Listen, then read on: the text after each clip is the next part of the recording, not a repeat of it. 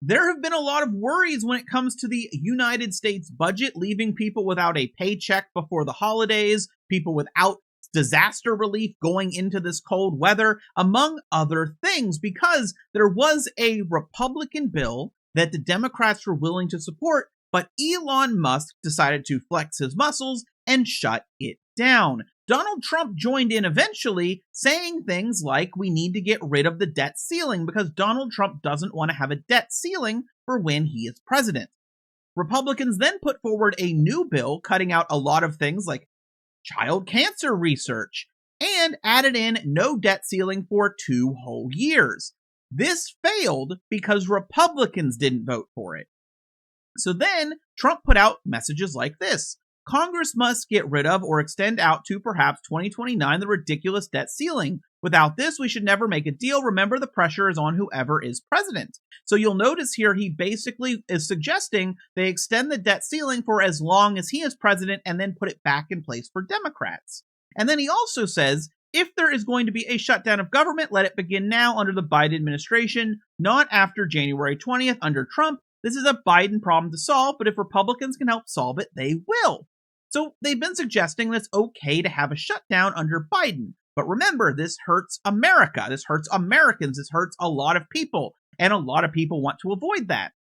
Well, another budget bill went up today. And here's Tim Burchett, a Republican, saying, we got played. No Democrats voted against it. More voted for it than Republicans. Yes, there was a bill put forward today by Republicans that more Democrats voted for. No Democrats voted against it to fund the government to make sure people have money during the holidays.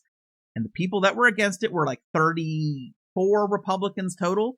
34 Republicans stood with Donald Trump for getting rid of that debt ceiling limit because the limit stays in place. There is a debt ceiling limit. But let's listen to him and then we'll see what they're going to talk about next. Hey everybody, Tim Burchett. I did my usual video as I left the House floor, but it was terrible and I wasn't prepared, didn't have a lot of the great details in it I wanted to give y'all. I voted against it.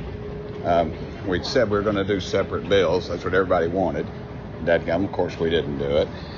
We loaded it all up together. There was $5.7 billion in there for submarines.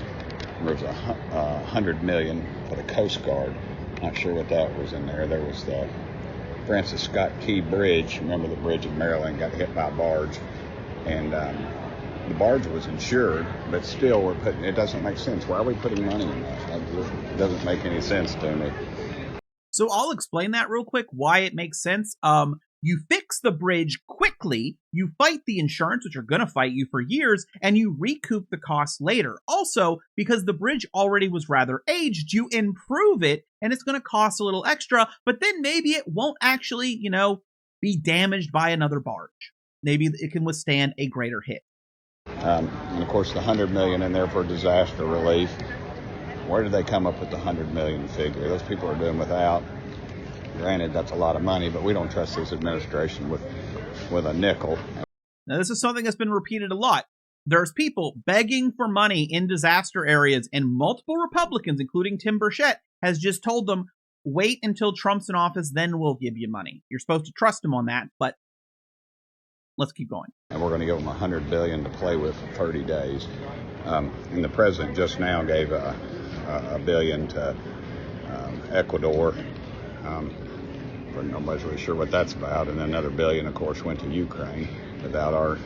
To be clear, everyone knows what this is about except for Tim Burchett. I mean, I'm going to be honest, you can just look it up why these things are in the bill, what they're actually for, their meaning, and why it's important. Everyone knows, but this guy who complains he doesn't have enough time to read the bills, he maybe needs to delegate, responsibilities a little more and have people write him shorter summaries if it's too much for him.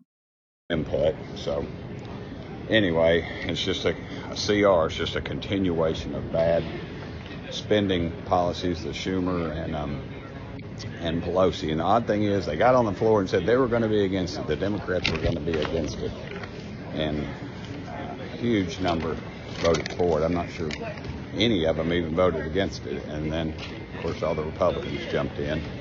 I just feel like we got played. It's just doesn't make any sense with them trashing it and then all voting for it.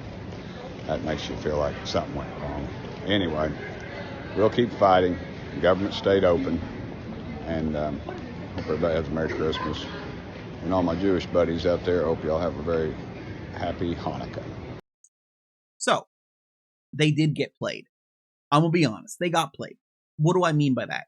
Well, the original bill was obviously preferable to the Democrats that never even went up to a vote because of Elon Musk. And then after he talked to his vice president, Trump, essentially, Trump joined in. That bill would have been preferable, would have had money for like child's cancer. But the Democrats decided that it was best to pass something without giving Trump no debt ceiling limit and to pass something before the holidays so that American troops get funded, they get money, paychecks, and doesn't ruin the holidays for people. The people in disaster areas can get help. Democrats decided to put the American people beyond fighting to get more of what they wanted in the bill. Democrats could have refused to sign this, and it would have caused a lot of pain, and it would have been Republicans' faults, and Republicans wanted to avoid that, which is why they're voting for these to begin with. And they probably could have argued to get more concessions, but they wanted to get the worry over with for people. So with that being said, well, what is the new focus? Because there's always a new focus. There's always someone new to be angry with, right? Well, Donald Trump says, I told the European Union that they must make up their tremendous deficit with the United States by the large-scale purchase of our oil and gas. Otherwise, it is tariffs all the way. So Donald Trump is trying to order the European Union to purchase our oil and gas, which, by the way, if you didn't know, if other people are purchasing our oil and gas, that is better to sell abroad. That'll raise domestic prices. I'm sure you wanted your oil and gas prices to go up, but they don't need as much oil and gas because they can move on to like cleaner energy. This is just tariffs are a tax paid by American corporations when it's imported that is then put onto the consumer, you. So he's telling America, I'm going to make Mexican goods cost you more. I'm going to make Canadian goods cost you more. I'm going to make Chinese goods cost more. And now everything from Europe. This is, I mean, hey, listen, we're going into the holidays. I'm just saying, if you've been eyeing a PC, I know I have. Not that I can really afford it, but I'm thinking about it because how expensive is it going to be post-tariff?